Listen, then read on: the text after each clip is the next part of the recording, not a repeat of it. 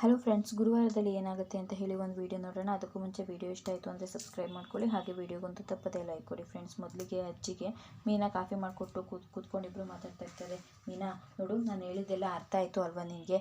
ಎಲ್ಲದನ್ನು ಅನುಸರಿಸ್ಕೊಂಡು ಹೋಗ್ತೀನಿ ಅಂತ ಹೇಳಿ ಅದನ್ನೇ ಮಾಡ್ಕೊಂಡು ಕೂತ್ಕೋಬಾರ್ದು ಮೀನಾ. ಎಲ್ಲರೂ ಕೂಡ ಒಂದೇ ಸಮನಾಗಿರಬೇಕು.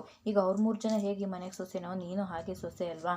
ಅದಕ್ಕೆ ಅತ್ತೆ ಅಂತ ಅತ್ತೆ ಇರಬೇಕಿದ್ರೆ ಅದನ್ನೆಲ್ಲ ನಡೆಸ್ಕೊಂಡು ಹೋಗ್ಬಾರ್ದು. ಅವರಿಬ್ರು ನಿನ್ನ ಹೇಗೆ ನೋಡ್ತಾರೆ ಹೇಳು? ಅಯ್ಯೋ ಅಜ್ಜಿ, ಶ್ರುತಿಯವರು ನನ್ನ ಸ್ವಂತ ಅಕ್ಕನ ಥರನೇ ನೋಡ್ತಾರೆ, ಅವಳೇನೋ ಅಕ್ಕನ ಥರ ನೋಡ್ತಾಳೆ. ಆ ರೋಹಿಣಿ ಅಜ್ಜಿ, ಅವ್ರು ಇದುವರೆಗೂ ನಾನು ಹೇಗೆ ನಡೆಸ್ಕೋತಾರೆ ಅನ್ನೋದೇ ನನಗೆ ಗೊತ್ತಾಗಿಲ್ಲ.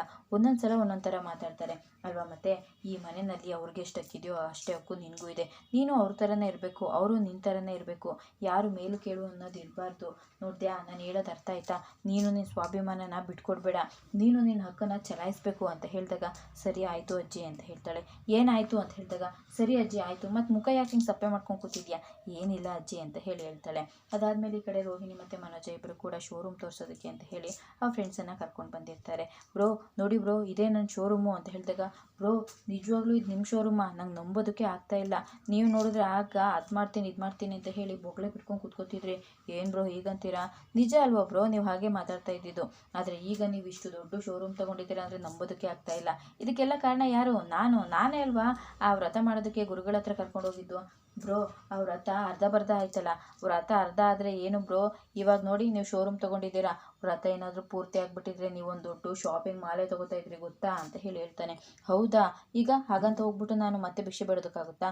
ಹಾಗಂತ ಏನು ಹೇಳಿಲ್ಲ ನಾನು ಅಂತ ಹೇಳ್ತಾನೆ. ಸರಿ ಬ್ರೋ ಆಯಿತು ಅಂತ ಹೇಳಿ ಇಬ್ಬರು ಸುಮ್ಮನಾಗ್ಬಿಡ್ತಾರೆ. ಈ ಕಡೆ ಪೂಜನ್ಗೆ, ನೋಡಿ ಹೇಗಿದೆ ಶೋರೂಮು, ತುಂಬ ದೊಡ್ಡದಲ್ವೇನೆ ಅಂತ ಹೇಳಿದಾಗ, ಹೌದು ಕಣೆ, ತುಂಬ ದೊಡ್ಡದು.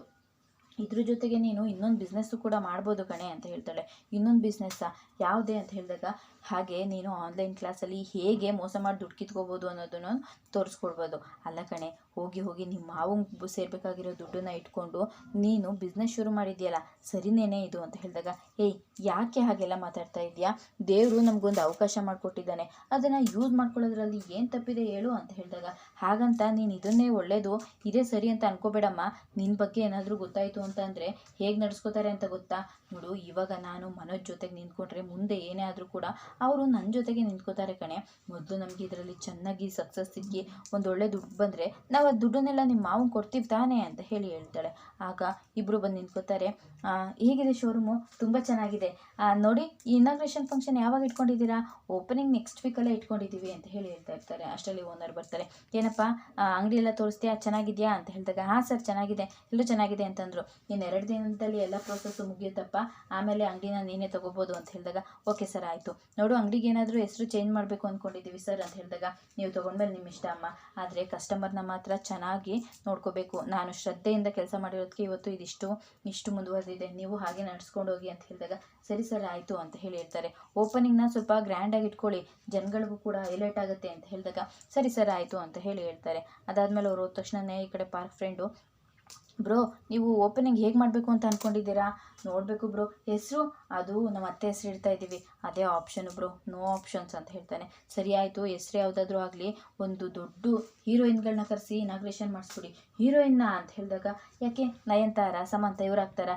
ಯಾರು ಬ್ರೋ ಇವರು ಹೀಗೆಲ್ಲ ಮಾತಾಡ್ತಾರೆ?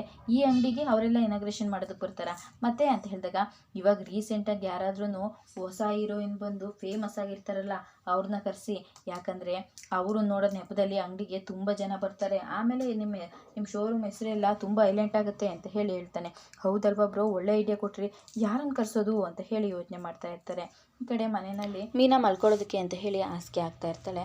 ಅಷ್ಟರಲ್ಲಿ ರವಿ ಶ್ರುತಿ ಕೂಡ ಬರ್ತಾ ಇರ್ತಾರೆ. ನಾವು ನಾಳೆಯಿಂದ ಚಿಯಾ ಸೀಡ್ಸ್ ಕುಡಿಸೋಣ ಬೇಬಿ, ಕುಡಿಯೋಣ, ಯಾಕಂತಂದರೆ ನಾಳೆಯಿಂದ ನಮಗೆ ಡಯಟಿಗೂ ಕೂಡ ಹೆಲ್ಪ್ ಆಗುತ್ತೆ ಅಂತ ಹೇಳ್ತಾಳೆ. ಓಕೆ ಆಯಿತು ಅಂತ ಹೇಳಿದಾಗ, ಸರಿ ಅಂತ ಇಬ್ಬರು ಬರ್ತಾ ಇರಬೇಕಿದ್ರೆ ಮೀನಾ ಹಾಸಿಗೆ ಹಾಸ್ತಾ ಇರೋದನ್ನ ನೋಡ್ತಾರೆ. ಇದೇನಿದು, ನೀವು ಹಾಸಿಗೆ ಹಾಸ್ತಾ ಇದ್ದೀರಾ ಇಲ್ಲಿ ಅಂತ ಹೇಳಿದಾಗ, ಟೈಮ್ ಆಯ್ತಲ್ವಾ ಶ್ರುತಿ, ಅದಕ್ಕೆ ಮಲ್ಕೊಳ್ಳೋದಕ್ಕೆ ಅಂತ ಹೇಳ್ತಾರೆ. ಅಲ್ಲ ಮೀನವರೇ, ಇವತ್ತು ನೀವು ರೂಮಲ್ಲಲ್ವಾ ಮಲ್ಕೋಬೇಕು, ಪಾಪ ಅವ್ರು ಆರಾಮಾಗಿ ಮಲ್ಕೊಂಡಿದ್ದಾರೆ, ನಾವ್ಯಾಕೆ ಅವ್ರಿಗೆ ಡಿಸ್ಟರ್ಬ್ ಮಾಡಬೇಕು ಅಂತ ಹೇಳ್ತಾಳೆ. ಅದು ಹಾಗಲ್ಲ ನೋಡಿ, ನೀವು ಹೋಗಿ ರೂಮಲ್ಲಿ ಮಲ್ಕೊಳ್ಳಿ, ಗುಡ್ ನೈಟ್ ಆಯಿತಾ ಅಂತ ಹೇಳಿ ಅಲ್ಲಿಂದ ಹೋಗ್ಬಿಡ್ತಾರೆ. ಸೂರ್ಯ ಬರ್ತಾನೆ. ಲೇ ಲೇ ಲೇ ಲೇ ಏನೇ ಮಾಡ್ತಾ ಇದೆಯಾ ನೀನು ಅಂತ ಹೇಳಿದಾಗ, ಯಾಕ್ರಿ ಏನಾಯಿತು, ಮಲ್ಕೊಳ್ಳೋದಕ್ಕೆ ಹಾಸಿಗೆ ಹಾಸ್ತಾ ಇದ್ದೆ. ಓ ಹಾಸ್ಬಿಟ್ಯಾ, ಆಗಲೇ ಆಸೆ ಬಿಟ್ಯಾ, ಇವತ್ತು ನಾವು ರೂಮಲ್ಲಿ ಮಲ್ಕೋಬೇಕು ಕಣೆ ಅಂತ ಹೇಳ್ತಾಳೆ. ರೀ ಪಾಪ ಅವ್ರು ಮಲ್ಕೊಂಡಿದ್ದಾರೆ ಬಿಡಿ ಅಂತ ಹೇಳಿದಾಗ, ಏನೋ ಮಲ್ಕೊಂಡಿದ್ದಾರೆ ಬಿಡಬೇಕಾ, ಅಯ್ಯ ನಿನ್ನ ಬಾರೆ ಅಂತ ಹೇಳಿ ಕರ್ಕೊಂಡು ಬರ್ತಾ ಇರ್ತಾನೆ. ಈ ಕಡೆ ರೋಹಿಣಿ, ಮನೋಜ್ ನಡೀರಿ ನಾವು ಹೊರ್ಗಡೆ ಮಲ್ಕೋಬೇಕಲ್ವಾ ಇವತ್ತು ಅಂತ ಹೇಳಿದಾಗ, ಏನೋ ಹೊರ್ಗಡೆನಾ, ನಾನು ಮಲ್ಕೊಳ್ಳೋದಿಲ್ಲ, ನಂಗೆ ಆಗೋದಿಲ್ಲ, ನಂಗೆ ಹೊರ್ಗಡೆ ಮಲ್ಕೊಂಡು ಅಭ್ಯಾಸ ಇಲ್ಲ ರೋಹಿಣಿ, ನೀನು ಹೋಗಿ ಬೇಕಿದ್ರೆ ಅವ್ನಿಗೆ ಹುಷಾರಿಲ್ಲ ಅಂತ ಹೇಳು, ಕೆಮ್ಮು ಶೀತ ಜ್ವರ ನೆಗಡಿ ಬೇಡ, ಇನ್ನೂ ಚಿಕ್ಕ ಕಾಯಿಲೆಗಳಾಯ್ತಿದೆ, ಎಲ್ಲ ದೊಡ್ಡ ಕಾಯಿಲೆಗಳು ದಕ್ವಾ ಅಂತ ಹೇಳಿದಾಗ, ಮನೋಜ್ ಏನು ಮಾಡಬೇಕು ಅನ್ನೋದೇ ಗೊತ್ತಾಗೋದಿಲ್ಲ ನಿಮಗೆ, ಸುಮ್ಮನೆ ಬನ್ನಿ ಅಂತ ಹೇಳ್ತಾಳೆ. ನೋಡು ರೋಹಿಣಿ, ನನಗೆಲ್ಲ ಮಲ್ಕೊಳ್ಳೋದಕ್ಕಾಗೋದಿಲ್ಲ, ನೀನು ಹೋಗು ಹೇಳು ಅಂತ ಹೇಳಿದಾಗ, ನೋಡಿ ಇದೇನಾದರೂ ಅತ್ತೆ ಮಾವನ ಡಿಸಿಷನ್ ಆಗಿತ್ತು ಅಂತಂದರೆ ನಾನು ಮಾತಾಡ್ತಾ ಇದ್ದೆ, ಇದು ನಿಮ್ಮ ಅಜ್ಜಿ ಡಿಸಿಷನ್ನು, ಸೊ ನಾನು ಮಾತಾಡೋದಕ್ಕಾಗೋದಿಲ್ಲ. ಅದು ಅಲ್ಲದೆ ಅವ್ರು ಹೇಗೆ ಮಾತಾಡ್ತಾರೋ ಗೊತ್ತು ತಾನೆ, ನಾನು ಮಾತಾಡಲ್ಲ, ಬೇಕಿದ್ರೆ ನೀವೇ ಹೋಗಿ ಮಾತಾಡಿ ಅಂತ ಹೇಳ್ತಾಳೆ. ನಂಗೆ ಮಾತಾಡೋದಕ್ಕೆ ಹೋದರೆ ಹೊಡೆಯೋದಕ್ಕೆ ಬಂದ್ಬಿಡ್ತಾನೆ, ಅದಕ್ಕೆ ನಿಂಗೆ ಹೇಳಿದ್ದು ಅಂತ ಹೇಳಿದಾಗ, ನನಗಿನ್ನೇನು ಮರ್ಯಾದೆ ಕೊಟ್ಟು ಮಾತಾಡ್ತಾನ, ಅವ್ನು ಹಾಗೆ ಮಾತಾಡೋದು, ಹೋಗಿ ಅಂತ ಹೇಳಿದಾಗ, ಇಲ್ಲ ನಾನು ಹೋಗಲ್ಲ, ನಾನು ಬರಲ್ಲ ಅಂತ ಹೇಳ್ತಾ ಇರ್ತಾಳೆ. ಆಗ ಮನೋಜ್ ಬನ್ನಿ ಸುಮ್ಮನೆ, ಅವ್ನು ಬಂದು ಡ್ರಾಮಾ ಮಾಡೋದಕ್ಕೂ ಮುಂಚೆ ನಾವು ಹೋಗೋಣ ಅಂತ ಹೇಳಿದಾಗ, ಇಲ್ಲ ರೋಹಿಣಿ ನಂಗೆ ಆಗಲ್ಲ ಅಂತ ಹೇಳಿ ಹಾಗೆ ಮಲ್ಕೋತಾ ಇರ್ತಾನೆ. ಅಷ್ಟರಲ್ಲಿ ಏಯ್ ಪೆಂಕ್ಯ, ಪೌಡ್ರಮ್ಮ, ಪೆಂಕ್ಯ ಬಾರೋ ಇಲ್ಲಿ ಅಂತ ಹೇಳಿ ಕರಿತಾ ಇರ್ತಾರೆ. ಏನ್ರಿ ಯಾಕ್ರಿ ಹಾಕಿ ಉಕ್ಕೋತಾ ಇದ್ದೀರಾ ಅಂತ ಹೇಳಿದಾಗ, ಇವತ್ತು ನಾವು ರೂಮಲ್ಲಿ ಮಲ್ಕೋಬೇಕು, ನೀವು ಹೊರಗಡೆ ಮಲ್ಕೋಬೇಕು ಗೊತ್ತು ತಾನೆ ಅಂತ ಹೇಳಿದಾಗ, ಗೊತ್ತು, ರೆಡಿಯಾಗಿ ಬರೋದು ಬೇಡವಾ, ಏನೋ ರೆಡಿಯಾಗಿ ಬರೋದಾ, ಅರ್ಧ ಇಂಚು ಮೇಕಪ್ಪನ್ನು ಈ ಹಾಸಿಗೆ ಮೇಲೆ ಒತ್ತೋದಕ್ಕೆ ರೆಡಿ ಬೇರೆ ಆಗಬೇಕಾ ಅಂತ ಹೇಳಿ ಕೇಳ್ತಾರೆ. ಆಗ ಅಪ್ಪ ನೋಡಪ್ಪ ಅಂತ ಹೇಳಿ ಬರ್ತಾರೆ. ಯಾಕ್ರು ಈಗ ಗಲಾಟೆ ಮಾಡ್ತಾ ಇದ್ದೀರಾ, ನೋಡಪ್ಪ ಮಲಗಿದ್ರೆ ಡೋರ್ನ ಬಡ್ದು ಎಬ್ಬಿಸ್ತಾನೆ ಅಂತ ಹೇಳಿ ಹೇಳ್ತಾರೆ. ಆಗ ಏಯ್ ಯಾಕೋ ನಿನ್ನ ರೂಮಲ್ಲಿ ಮಲಗಿದ್ದೆ ಅಂತ ಹೇಳಿ ಲಕ್ಕಿ ಕೇಳ್ತಾರೆ. ಆಗ ಅದು ಅಜ್ಜಿ ನಂಗೆ ತುಂಬ ನಿದ್ದೆ ಬರ್ತಾಯಿತ್ತು, ಇವತ್ತು ಹೇಳಿದೆ ತಾನೆ ಎಲ್ರಿಗೂ ಒಂದೇ ಮಾತು ಅಂತ ಹೇಳ್ಬಿಟ್ಟು ಅವರು ರೂಮ್ ಒಳಗಡೆ ಮಲ್ಕೋಬೇಕು, ನೀವು ಆಚೆ ಮಲ್ಕೋಬೇಕು ಅಂತ ಹೇಳಿದಾಗ, ಅಜ್ಜಿ ನಂಗೆ ಆಗೋದಿಲ್ಲ ಅಜ್ಜಿ, ನಂಗೆ ಹೊರಗಡೆ ಮಲ್ಕೊಂಡ್ರೆ ನಿದ್ದೆ ಬರೋದಿಲ್ಲ ಅಂತ ಹೇಳಿದಾಗ, ಶಾಂತಿ ಅಯ್ಯೋ ಪಾಪ ಶಕೆಗೆ ಅವರಿಬ್ರು ಕಾದು ಕೊರ್ರುಗಾಗ್ಬಿಡಲ್ವಾ ಅಂತ ಹೇಳಿ ಹೇಳ್ತಾಳೆ. ಆಗ ಹೌದೌದು, ಅವರಿಬ್ರು ಅಡ್ಜಸ್ಟ್ ಮಾಡ್ಕೊಂಡು ಮಲ್ಕೋತಾ ಇದ್ರು, ಕಲ್ಲಿದ್ಲಿಗೆ ಬೆಂಕಿ ಏನು ಹೊಸ್ತಾ ಮಲ್ಕೋತಾರ ಅವರು ಅಂತ ಹೇಳಿ ಹೇಳ್ತಾಳೆ.